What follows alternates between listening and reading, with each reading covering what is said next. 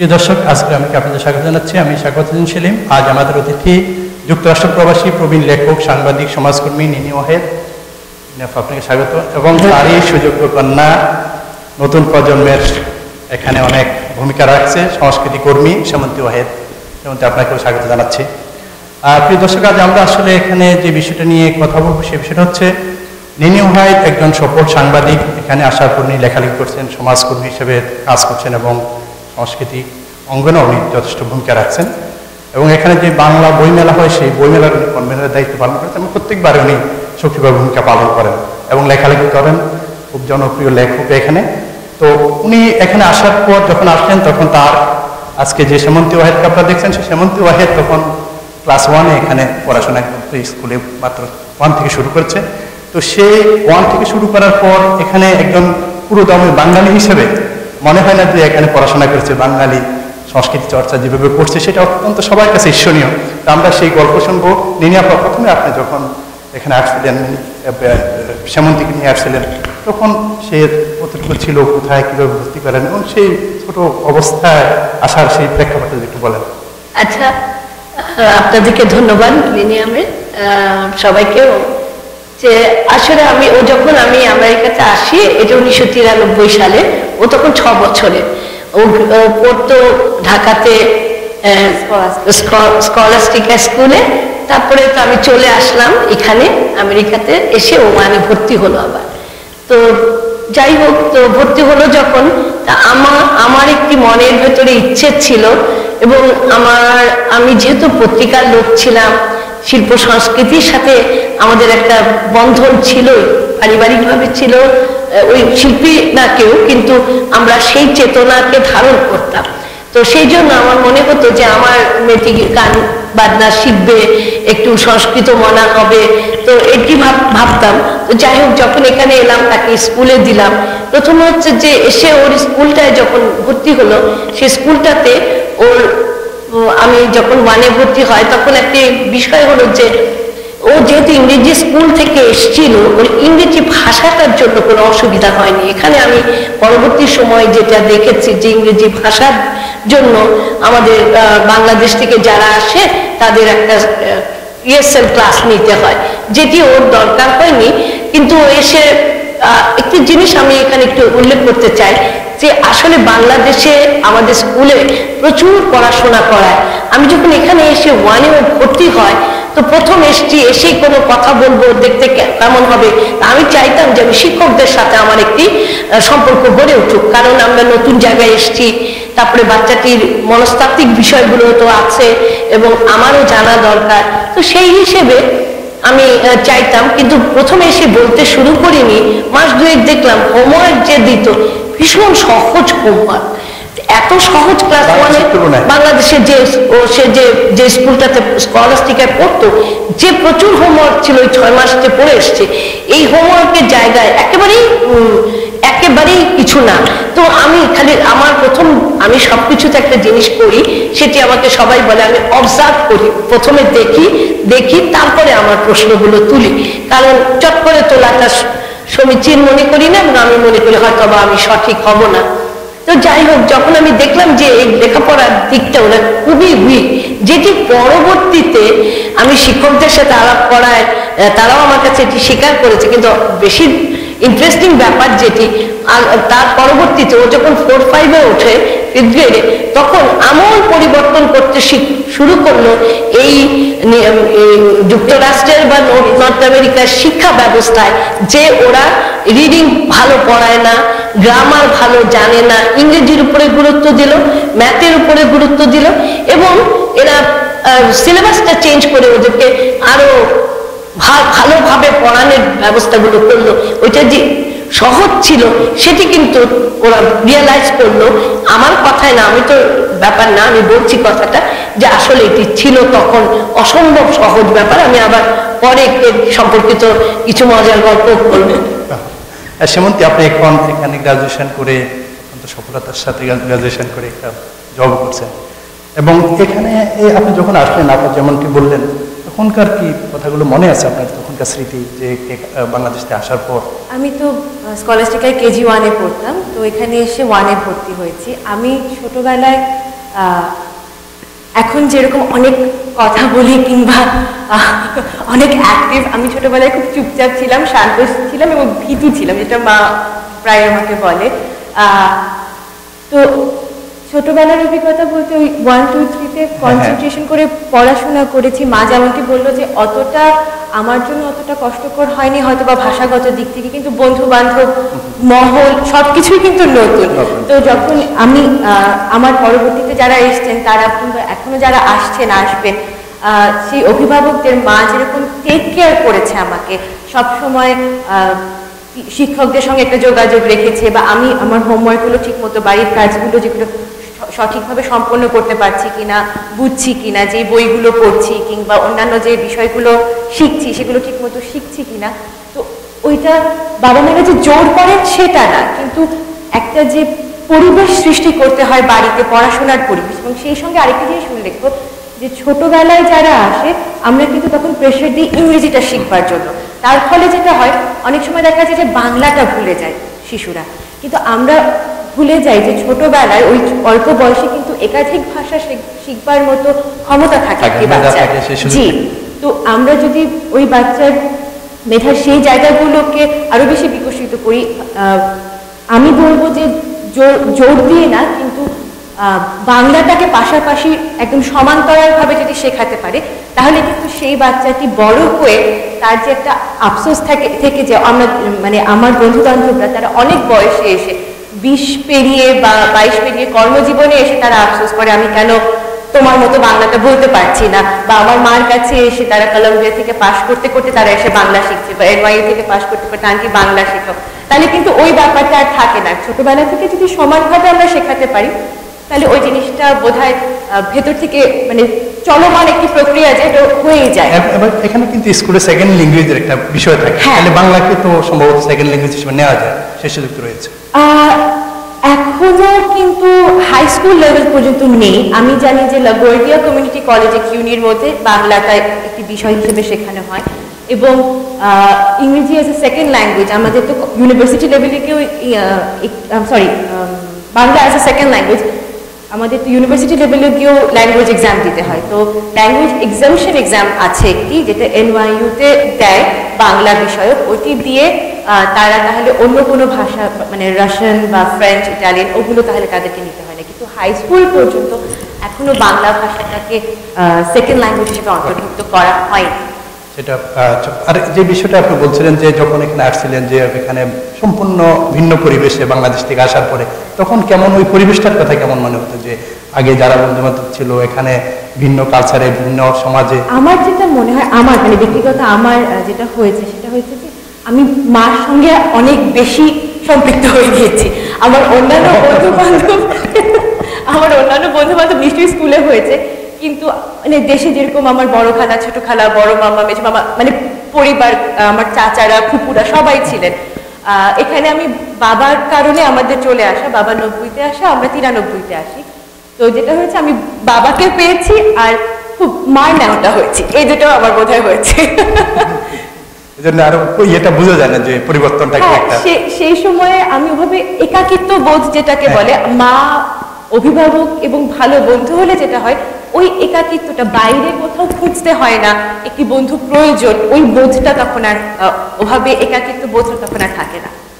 আপনি বলছিলেন যে এই বিষয়ে আরো কিছু মজার গল্প আছে।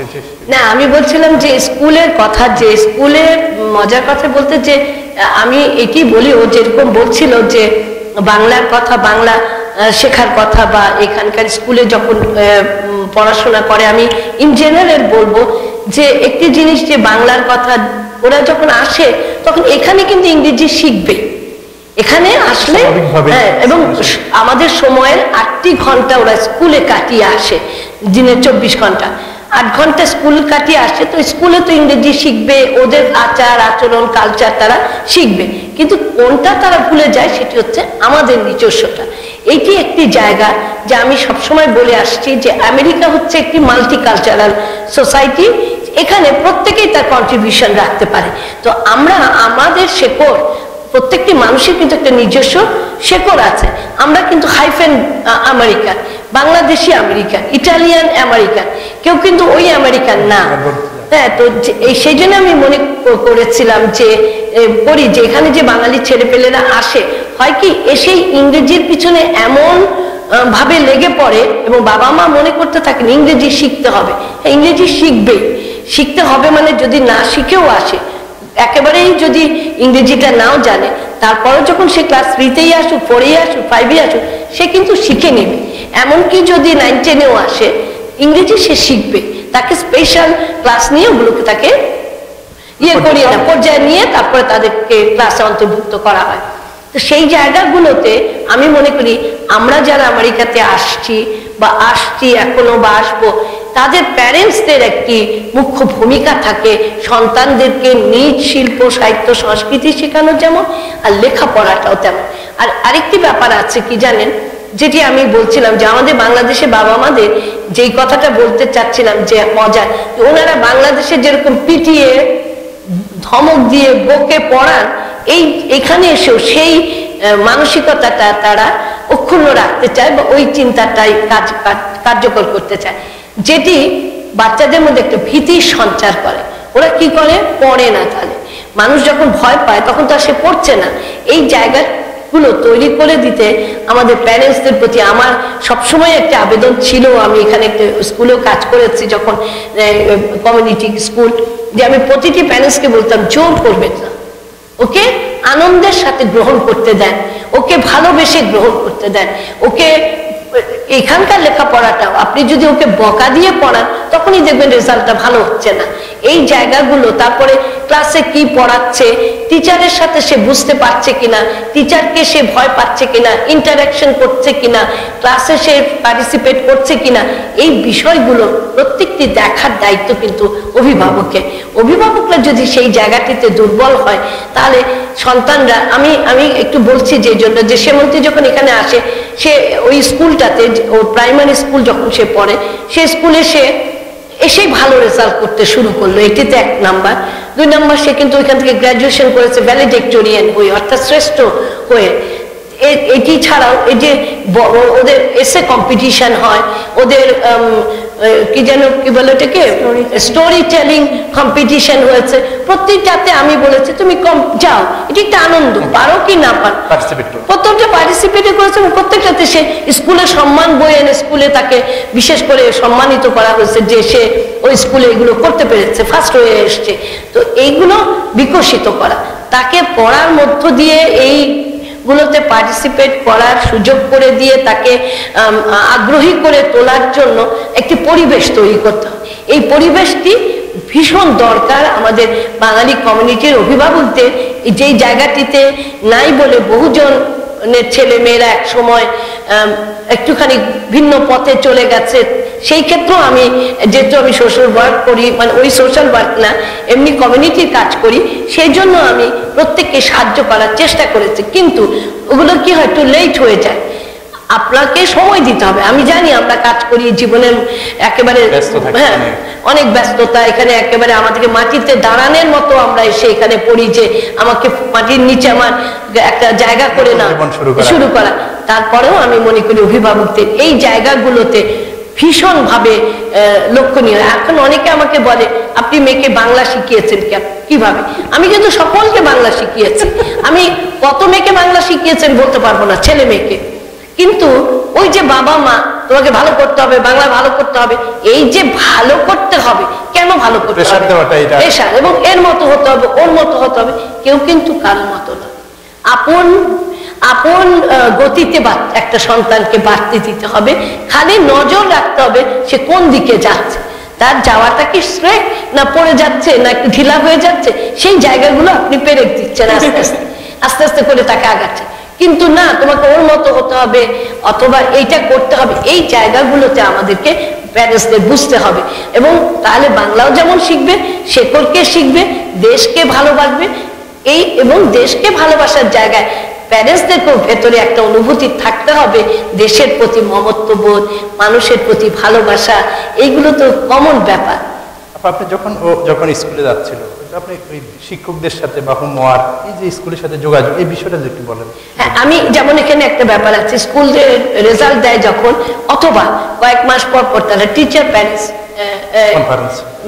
প্যারেন্টস কনফারেন্স করে, এবং ওইখানে সেইগুলোতে আমি কোনোদিন বাদ দিইনি। যত কষ্টেই অফিস থেকে এসছি, আমি অফিসের সময়টাকে করে হলেও আমি ওখানে উপস্থিত থেকেছি, এবং থেকে শুধু আমি থাকিনি, আমার মতামত দিয়েছি। আমি শেষের দিকে এমন হয়ে গিয়েছিল যে ওই স্কুলগুলোতে আমি ও প্যারেন্টসদের হয়ে কথা বলতাম যে আমরা মনে করি এটা দরকার, এটা দরকার, আমাদের সমস্যাগুলো তুলে ধরা, কারণ আমাদের বাচ্চাদের অনেকের নানান ধরনের সমস্যা আছে, স্পিচ প্রবলেম থাকে অনেকের। প্রতিনিধি হিসেবে আমি অনেক কাজ করেছি। কেন কাজ করেছি? এই জন্য আমি দেখেছি যে আমাদের কথাগুলো ওখানে তুলে ধরা দরকার। যেহেতু তারা তখন তো 93 সালের কথা বলছি, তখন এতটা ছিল না যে আমরা আমাদের যে সমস্যাগুলো, আমাদের যে অভাব অভিযোগগুলো, আমাদের যে চ্যালেঞ্জগুলো আমরা মোকাবেলা করছি, আমাদের বাচ্চারা একটু শাই, কেন শাই, সেই শাইনেসটা কিভাবে আমরা কাটাতে পারি, সেখানে তো টিচারের একটি ভূমিকা আছে। আমি যদি সেটা তাকে সুনির্দিষ্ট করে বলতে পারি যে এই জায়গাগুলোতে আপনারা দেখবেন, তাদের সাথে বেশি ইন্টারাকশন করেন, তাদের সাথে কথা বলেন, অবশ্যই কথা বলতে পারবে।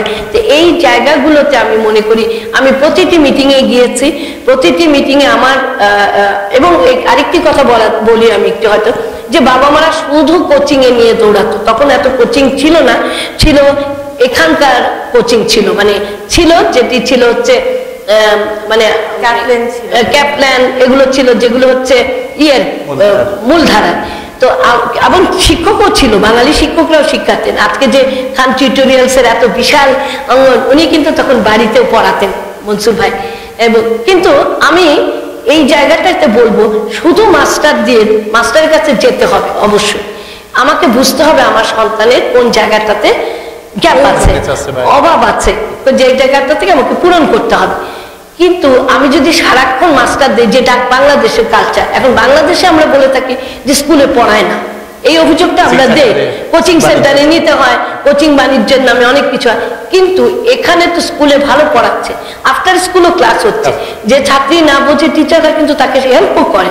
তো সেই জায়গায় শুধু মাস্টার দৌড়ালে হয় কি, তার সুকুমার যে আরো কতগুলো বৃত্তি আছে, অর্থাৎ তার যে একটি সংস্কৃতি মনস্ক মন গড়ে উঠতে পারে, তার যে খোলা আকাশ দেখার মন গড়ে উঠতে পারে, সেই জায়গাগুলোতে আমরা বাধাগ্রস্ত করি।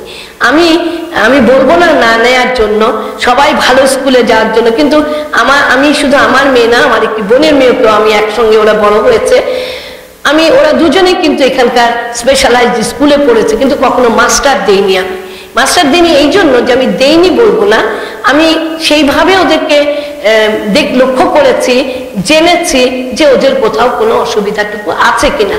কিন্তু যদি পুরোটাই আমি স্কুল তারপরে মাস্টার, তাহলে ওদের আকাশ দেখবে কখন, খেলবে কখন, নিজেকে সময় ব্যয় করবে কখন, নিজেকে চেনার জানার জন্য তো শিশুদেরকে একটি সময় দেওয়া উচিত।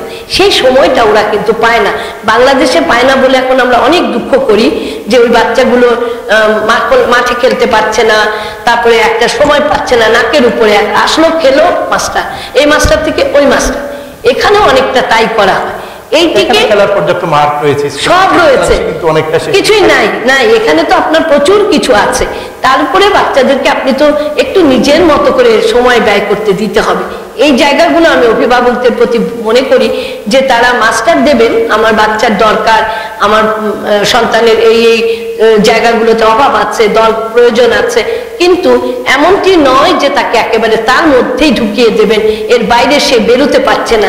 এই জায়গাগুলো করলে হয় কি, আপনাকে চিনতে পারে না, আপনাকে তো জানতে হবে, আপনাকে চিনতে হবে, নিজেকে বুঝতে হবে, নিজের শেকড়কে জানতে হবে, নিজের একটি ইনোভেটিভ যে চিন্তা, সেই চিন্তার জগৎটা তো থাকছে না।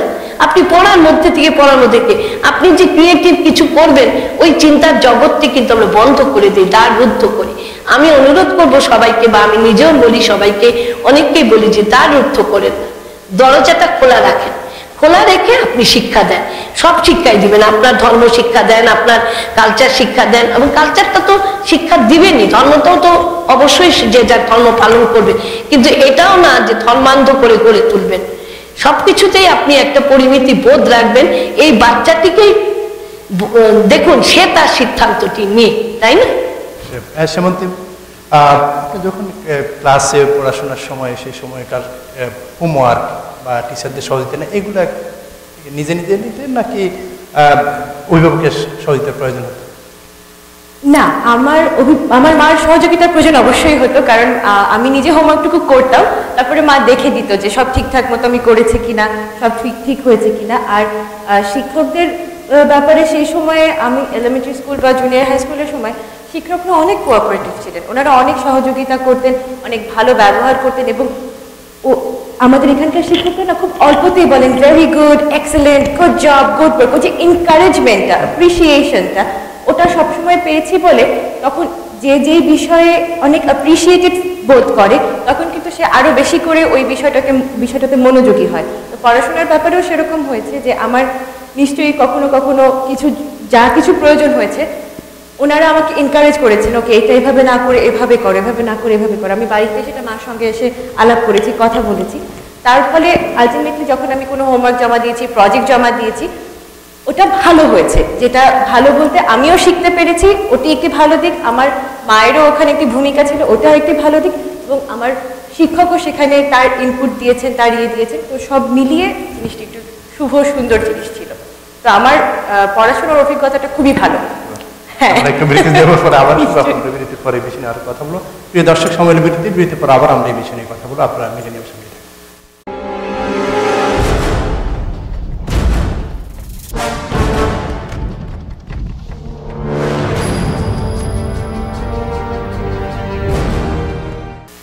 প্রিয় দর্শক, বিরতির পর আবার আমরা ফিরে আসলাম আজকে আমেরিকা। আজ আমাদের অতিথি যুক্তরাষ্ট্র প্রবাসী প্রবীণ লেখক, সাংবাদিক, সমাজকর্মী নিনি ওয়াহেদ এবং তার সুযোগ্য কন্যা সেমন্তী ওয়াহেদ, দুজনকে আবারও স্বাগত জানাচ্ছি। আমরা যে বিষয় নিয়ে কথা বলছিলাম, এখানকার সেমন্তী তার লেখাপড়ার অভিজ্ঞতা, এখানে কীভাবে হোমওয়ার্ক করছিল, সেই বিষয়গুলো নিয়ে আপনি যদি ওই বিষয়টা একটু বলেন যে তার যে হোমওয়ার্কের এবং এই পাশাপাশি স্কুলে পড়ার পাশাপাশি যে বাংলা শেখানো, বাংলা সংস্কৃতিতে তাকে যে কীভাবে ইনভলভ করলেন সেই বিষয়টা। দেখুন, প্রথমত হচ্ছে যে ও তো পড়াশোনাটাতে, ওই ইংরেজি স্কুলে পড়াশোনাটা তো অবশ্যই দেখাচ্ছে। এবং আমি আগেই বলেছিলাম ওদের শুরু থেকে যে আমার খুব ইচ্ছে ছিল যে আমার মেয়েকে আমি নাচ গানে কিছু দিব, কেন আমার মেয়েরা সব তো গান টান শেখে। আমি বাংলাদেশে তো আমার তখনই ওকে আমি গান শুরু করেছিল আমার বাড়িতে এসে। আমার সংবাদ অফিসের একজন সহকর্মী সরকার, খুব ভালো গান গায়। 6 বছর তখনই না, 4 বছর, তখন থেকে 4 বছর থেকে ও গান শেখে। আর এর মধ্যে একটা ঘটনা ঘটেছিল, তখন সংবাদে পাশেই একজন নৃত্যশিল্পীর বাসা ছিল, শুক্লা সরকার, অমল সরকার, তারা খুব বিখ্যাত ভরতনাট্যম শিল্পী, ভারতনাট্যমে। তো ওর হাজবেন্ড আমাদের অফিসে আসতো, আমাদের সহকর্মীদের সাথে পরিচিত। প্রতিদিন খালি বলতো সেমন্তী বিকেলের দিকে আমি নিয়ে আসলে আমার ওর আয়ার যেটা ছিল, ও বিকেলে আমার বাবা ওকে নিয়ে আসতো, আমরা একসাথে হয়তো কোথাও বেরোবো, এরকম গেলাম। বা সন্ধ্যাবেলা আমি অফিসে আসলাম, ও আমার সাথে গাড়িতে নামাতে আসতো। তো তখন উনি খালি দেখলে বলতো নিয়ে যাই ওকে নিয়ে যায়। আমার আমি দিলাম না, ও প্রিম্যাচিওর একটু বেবি ছিল, ও কিন্তু 7 মাসের বেবি। হ্যাঁ, সেটি একটি অসুবিধা ছিল। আমি তখন লন্ডনে কমনওয়েলথ প্রেসিডেন্ট ফেলোশিপ করতে গিয়েছিলাম, ওইটা ফেলোশিপ করেছি। এবং ও সেখানেই আমি যে জানলাম আমি প্রেগনেন্ট যাওয়ার পরে, তো আমি 6 মাস পর যখন এখানে ফিরে আসি, 1 মাসের মাথায় ও হয়ে গেল। তো খুব প্রিম্যাচিওর ছিল। তো আমার বাড়ি থেকে নিষেধাজ্ঞা জারি করা হলো, এত কিছুর মধ্যে এখন দিও না, ওকে সুস্থ হতে দাও আগে। তো আমি ওকে দেইনি। উনি একদিন নিয়ে ওকে নাচের স্কুলে দিল। তো মাত্র 5-6 মাস ওখানে নাচ শিখেছে, বেশি দিন না। তো আমার একটা ইচ্ছে ছিল, আমার জীবনের নিজের জীবন দিয়ে বলছি, আমার নাচের প্রতি প্রচন্ড দুর্বলতা, গানের থেকে। তা আমি এখানে এসে ভাবলাম দেবো, তো ওকে এখানকার একটা স্কুলে দিলাম। কিন্তু ব্যক্তিগত জীবনে কি গান, নাচ, সঙ্গীতের সাথে নিজে কখনো গান গেছেন? না, আমি কোনোদিন গান নাচ করিনি। ওটি আমার জীবনের একটি বোধহয় গ্যাপ ছিল। আমি কিন্তু নাচ করেছি, কিরকম ভাবে জানেন, সেই একটু বলি। আমি যখন স্কুলে পড়ি, যখন নৃত্যনাট্য হয়, তখন একবার আমাকে তো আমি একটু পড়ালেখার দিকে ভালো ছিলাম বলে স্কুলে পরিচিতি ছিল। আমি আবৃত্তিতে সবসময় ফার্স্ট হতাম, আমি আবৃত্তি করতাম। এটি আমি নিজেই শেখা, নিজেই করতাম। প্রতি বছর আবৃত্তির পুরস্কার আমার আসবে, এটি জানা কথা ছিল। তো তখন আমাকে একজন টিচার বললেন যে তুমি এই ইয়েটা নাই, এই রোলটুক তুমি করো নাচে। তো করলাম। আবার আমার বন্ধু সার্কেল কাজল মাহমুদ বিখ্যাত নৃত্যশিল্পী ছিল, তারা আমার বন্ধু ছিল। আমরা যখন মিটফোর্ডে, আমার বাবা ডাক্তার, তো ওই নতুনদের অভিষেক হয়, তখন কাজল নাচবে, ওর মা বললো তুই তো অনেক ভালো নাচতে পারি, চল তোকে দুজনকে একটা নাচ শিখিয়ে দিই। তো এরকম নেচেছি, কিন্তু নাচ করিনি, কিন্তু আমার ভীষণ দুর্বলতা ছিল। তো যাই হোক, ওকে দিলাম নাচ গানে, এই স্কুলে দিলাম, ওই নাচের গানের স্কুল এখানে যাওয়া সপ্তাহে। কিন্তু ওকে আমি দেখলাম বাংলা আমি সবাইকে শেখাই, কিন্তু ও গ্রামার শেখার দিকে আগ্রহ বাড়লো। ও আমাকে জিজ্ঞেস করে করে গ্রামার শিখলো, যার জন্য ওর বাংলা অ্যাকসেন্টটাও যেমন চেঞ্জ হয়নি, এত বছরে হয়ে যাওয়ার কথা ছিল, এবং বাংলা ভাষাটা যেমন সে রবীন্দ্রনাথের শেষের কবিতা যখন আমাকে বোঝায়, তখন আমার কাছে এটা আমি বিস্ময় প্রকাশ করি যে এটি বাংলাদেশও বড় ক্লাসের ছেলেমেয়েরা বোঝান না। এবং একবার আমার খুব জ্বর, একদিন রাতের বেলা এই শহীদ কাদরির একটি কবিতার বই বেরোলো, আমার চুম্বনগুলি পৌঁছে দাও। 20 কয়টা কবিতা জানো, 20-25টা হবে, আমি জানি না। ওই জ্বরের মধ্যে এনে প্রতিটি কবিতা আমাকে শোনাচ্ছে না, কবিতা আবৃত্তি শোনাচ্ছে না, সে আমাকে অর্থ বোঝাচ্ছে। তো এই যে ওর জানাটা কেন ছিল, গ্রামার শিখতে চাইতো। এই করে করে আমি, সবাই আমাকে বলে এত বাংলা শিখালেন, এরকম শিখালেন, আমি কোনো কৃতিত্ব দাবিদার না। কারণ কি জানেন, আমি তো অনেককে শিখিয়েছি। এটি কৃতিত্ব কার জানেন, যে শেখে, যার মধ্যে আগ্রহটা আছে। আগ্রহ থাকতে হবে। একই বাড়িতে 5টা বাচ্চাকে একইভাবে পড়ানো হয়, সবাই কি ঠিক মতো হয়? এটি হচ্ছে আগ্রহের ব্যাপার, অনুভূতির ব্যাপার, এটাকে হৃদয়ে ধারণ করার ব্যাপার। ওর হয়তো এটি খুবই ভালো লেগেছে, ভালোবেসেছে, এবং এই জন্য ওদের প্রতিনিধি ওই বয়সের, আজকে যারা ওই 6 থেকে আজকে 27 বছর বা 28 বছর, এই আমার এখানে 21-22 বছরে যত বছর ওর হলো, তাতে কেউ এই কমিউনিটিতে কাজ করে না। কেউ হয়তো অনেক ভালো নাচ শিখেছে, কেউ হয়তো খুব ভালো গান শিখেছে, এরকম 2-1 আছে। কিন্তু এরকম নাই যে যারা এসে আপনাদের সাথে অনর্গল বাংলায় কথা বলছে, উত্তর করছে, কাজ করছে, আপনাদেরকে সহযোগিতা করছে, এটি নাই। ওইটি ওর মধ্যে আপন বাংলা বলে, ভাঙা ভাঙা বাংলা, অনেক মনে হয় যে ভাঙা গানটা গাচ্ছে, গানটা থেকে হয়তো লিখে নিয়ে গাচ্ছে, কিন্তু কথা বলতে সময় পাচ্ছে না। সেই জায়গাগুলোতে ওই জায়গাটি সবাই বলে, কিন্তু আমি বলি যে এটি হচ্ছে যার যার একটি আগ্রহ ধরিয়ে দিতে হয়। তুমি কি ভালোবাসো এটাকে? এখন ভালো যে বেসে ফেলে কাউকে, সে তো তার প্রতি অনুগত হবে, একটি আসক্ত থাকবে, এবং এটি একটা আছে। আরেকটি কথা যেটি বলছিলাম, যে ও যখন পড়াশোনা করতো, আমাদের ওইখানকার সব বাচ্চাদেরকে সে পড়াতো, এবং নিজে সে যেখানে বাংলা শিখেছে, সে যখন 4th গ্রেডের ক্লাসে পড়ে ইংরেজি, তখন থেকে সে ওইখানে বাচ্চাদের বাংলা শেখানোর দায়িত্ব নিল। ফলে তার নিজেকে আরো বাংলা শিখলো, বাংলা ভাষাটাকে, তার মানে তাকে ক্লাস নেওয়ার মতো যোগ্যতা তখন সে অর্জন করেছে। এই জায়গাগুলোতে আমি বললাম যে ভালোবাসা থেকে আসে, আর কিছুই না। এখানে হচ্ছে ওর ভালোবাসা, ওর আগ্রহ, ওর চাওয়া, ওর এটার প্রতি একটি কি বলবো, যে এটাকে ধরে রাখার চেষ্টা করা। সেমন্তি যদি বলেন যে বিষয়টা আপা বলছিলেন যে নিজের এই স্কুলের পড়াশোনার পাশাপাশি, কলেজে পড়াশোনার পাশাপাশি যে বাংলা সংস্কৃতিকে, বাংলা কাজ করা, এটা কিভাবে সম্ভব, সময়টা কিভাবে দেওয়া, এবং মূল লেখাপড়া কোনো সমস্যা হতো কিনা? মূল লেখাপড়ায় তেমন সমস্যা কখনোই হয়নি। আর এটা সম্ভব, যে মা বলছিল বারবার ভালোবাসা, কিন্তু মা আমি তোমাকে যেটি বলতে চাই সেটি হচ্ছে যে তুমি বলছো তুমি কোনো কৃতিত্বের দাবিদার নও, কিন্তু ভালোবাসতে শেখায় যে ওই কৃতিত্বটুকু অবশ্যই তো শেখানো। হ্যাঁ, কারণ কেউ কিন্তু এমনি ভালোবাসবে না, ওই যে আগ্রহবোধ সৃষ্টি করে দেবা, সেটা তুমি আমার অভিভাবক, তুমি দিয়েছো। সেই জন্য কিন্তু আমি সবসময় যেখানে যাকে যে এই বিষয়ে যখনই আমাকে কোনো কিছু বলতে বলা হয়, আমি সবসময় বলি যে এখানে সব চাইতে বেশি, ওই শিশুটার চাইতে বেশি যার ওখানে আছে অবদান থাকবার, উনি হচ্ছেন অভিভাবক। বাবা মা ওই বাচ্চা, যে কোনো সন্তানকে যে কোনো বিষয়ে আগ্রহী করে তুলতে পারে। বাড়ির পরিবেশটা তেমন হবে। মা, যে আমি কেন আরো বেশি আগ্রহ হয়েছি, ছোটবেলা থেকে মামুনি খুব নস্টালজিক একজন মানুষ, কারণ মার নিউ ইয়র্কের 93-এর আগে মামুনির 22 বছরের বর্ণাঢ্য একটি জীবন আছে, সাংবাদিকতা, সাংবাদিক। মার যেটি হয়েছে, মামুনি কখনো, আপনি দেখবেন যখন কেউ স্মৃতিচারণ করে, একাধিকবার আমি শব্দটি উচ্চারণ করে, আমি এটা করেছি, আমি এটা বলেছি। মামুনি যে জিনিসটি আমার জন্য করেছে, যে জন্য আমি অসম্ভব কৃতজ্ঞ। সবসময় মাকে আমি এখন বড় হবার পর বুঝি এবং মাকে এই কথাটা স্মরণ করে দিই বা বলি। মামনি কিন্তু আমাকে বাংলাদেশের ইতিহাস বলেছে।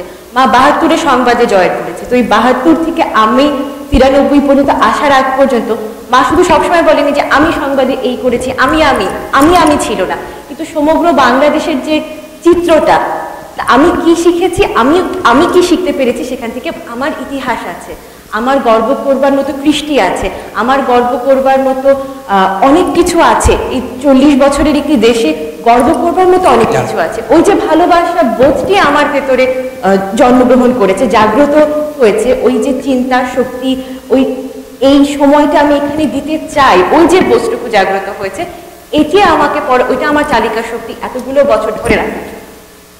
তো ওই যে আমি বলছিলাম যে ওই লেখাপড়া করার সময় যে স্কুলের যে হোমওয়ার্ক, তারপর স্কুলে যাওয়া, পরীক্ষা, অনেক কিছু থাকে, তার পাশাপাশি যে নাচ গান শেখা, সময় দেওয়া, এই বিষয়টা কিভাবে সমন্বয় করা?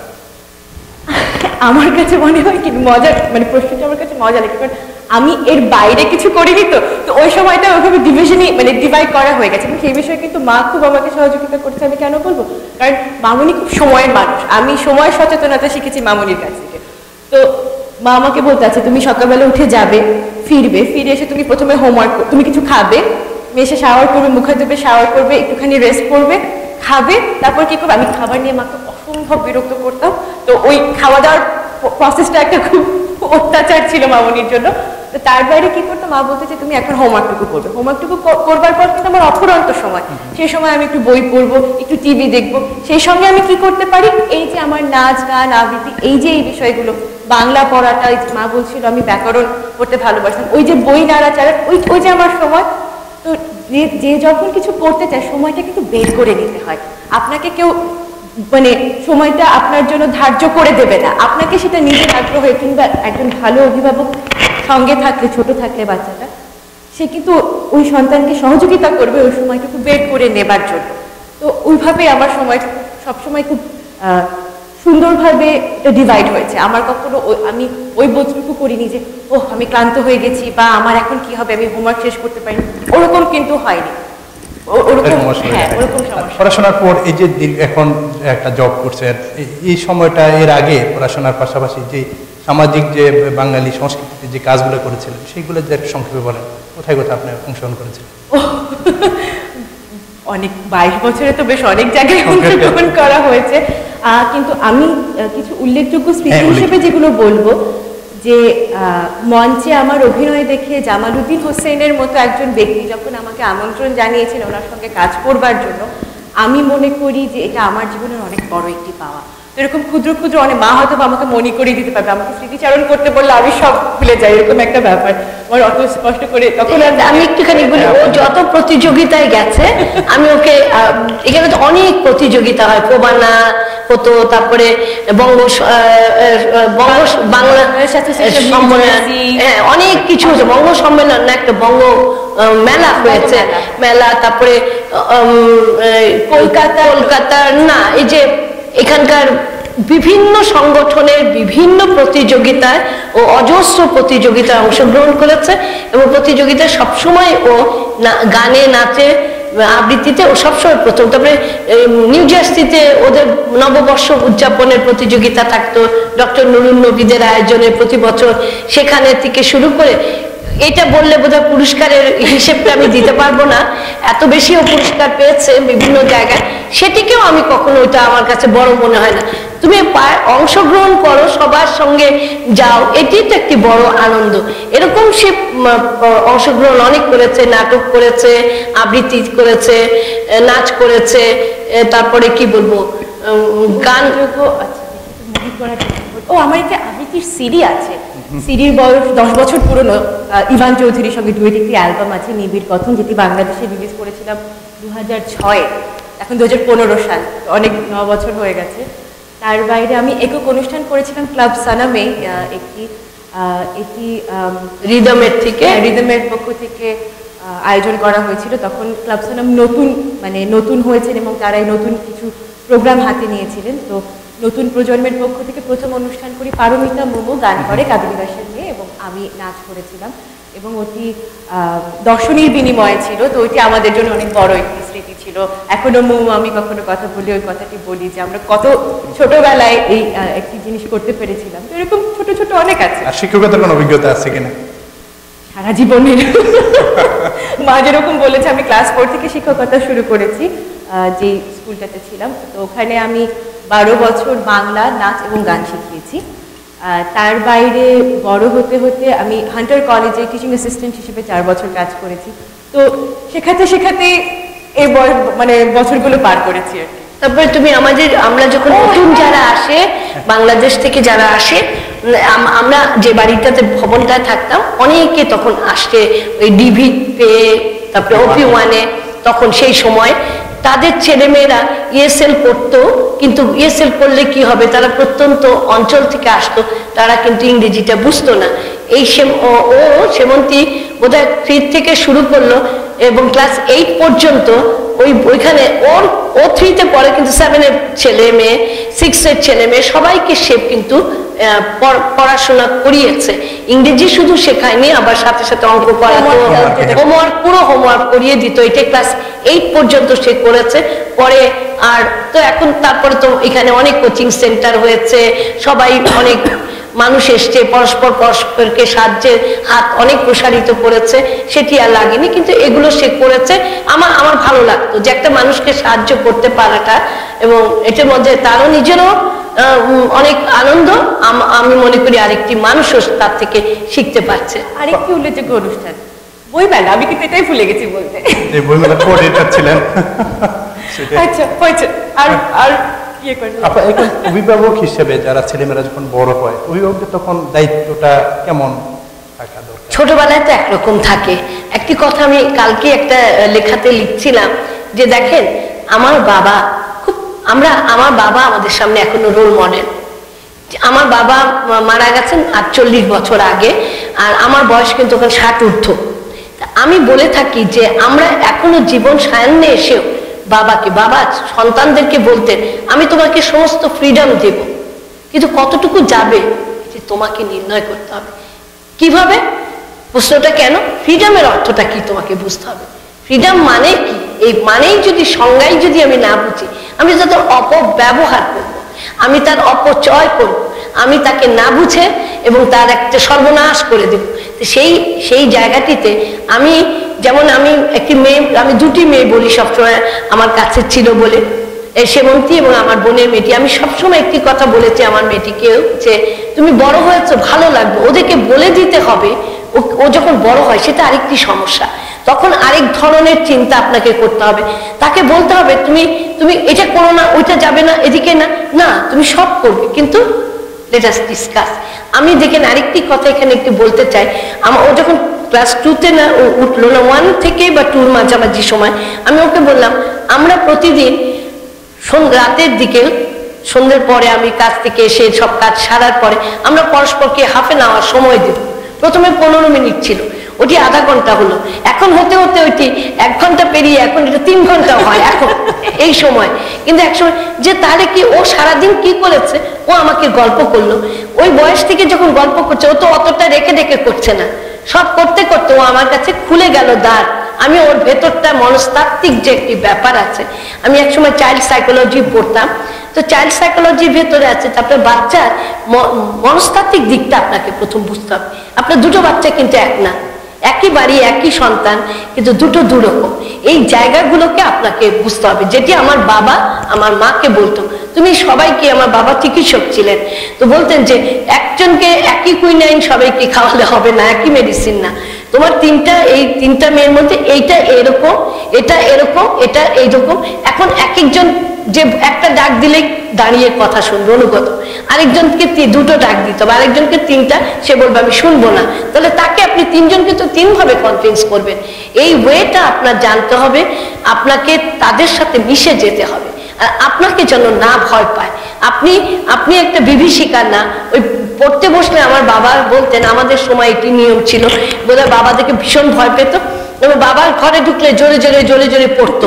আমার বাবা বলতেন, জানিস পড়া ফাঁকি দেওয়ার নিয়ম হচ্ছে, আব্বা আমাদেরকে বলতেন জোরে জোরে পড়বি বাবাকে দেখলে। হ্যাঁ, তা আমরা বলতাম না, আমরা তোমাকে ভয় পাই না, আমরা কেন জোরে জোরে পড়বো।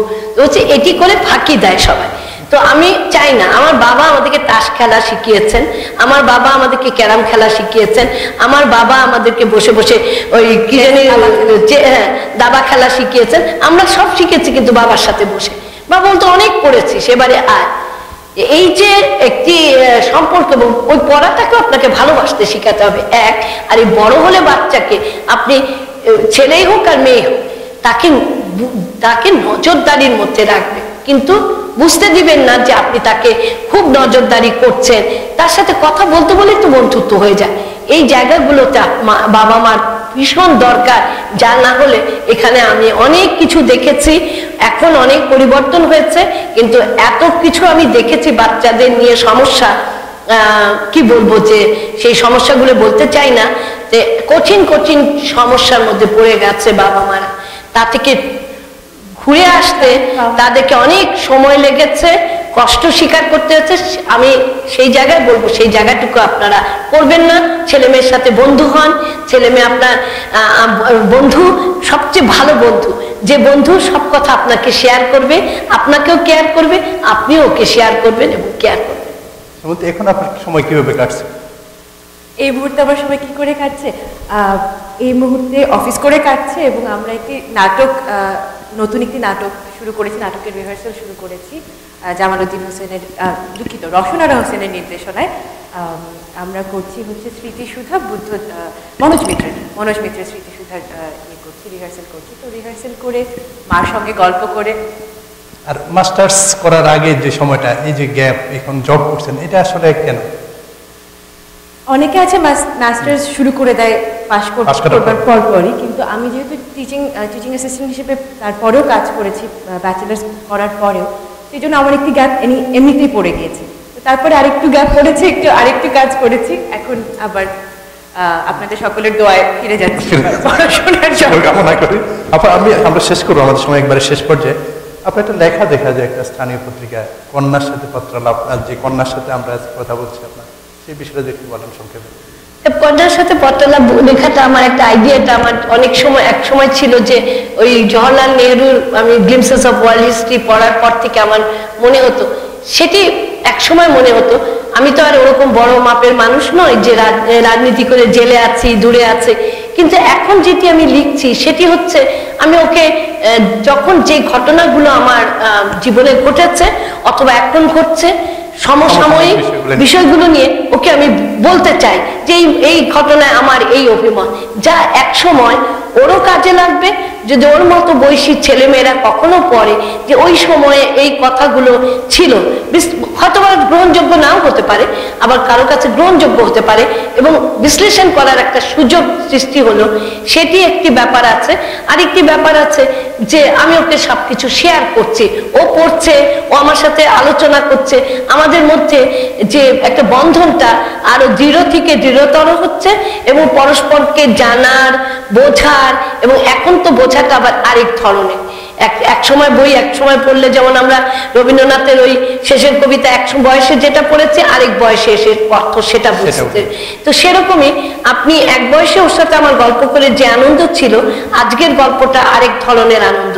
এবং সেই লেখার মধ্য দিয়ে সে যখন আমাকে প্রশ্ন করে এই লেখাগুলোর উত্তর এটা হয় নাই, আমি মনে করি এটা না, তুমি এভাবে দেখছো কেন মা, তোমার কনক্লুশনটা এটা হওয়া উচিত ছিল, আমিও নিজেকে তৈরি করি, সমৃদ্ধ করি, ওদের চিন্তায়, তরুণ এবং নবীনের চিন্তায় নিজেকে একটুখানি অগ্রসরমান করি এবং ওদের সাথে মিলেমিশে যেতে চাই। নবীনরাই তো আমাদের পথ দেখাবে, নবীনদের উপরেই তো আমাদের সব ভরসা, নবীনরাই তো নদীর মতো বয়ে চলে, যে বয়ে চলা হচ্ছে তাদের এগিয়ে যাওয়া, যে এগিয়ে যাওয়ার সাথে আমিও যেন সম্পৃক্ত থাকতে পারি। আমাদের অনেক মূল্যবান সময় দিচ্ছে, আপনাকে অনেক ধন্যবাদ। সেমন্তে আপনাকেও ধন্যবাদ। আমরা আজ এখানে শেষ করবো। প্রিয় দর্শক, আজ আমরা এখানে শেষ করবো। আপনারা ভালো থাকুন, সুস্থ থাকুন এবং মিলেনিয়ামের সঙ্গেই থাকুন।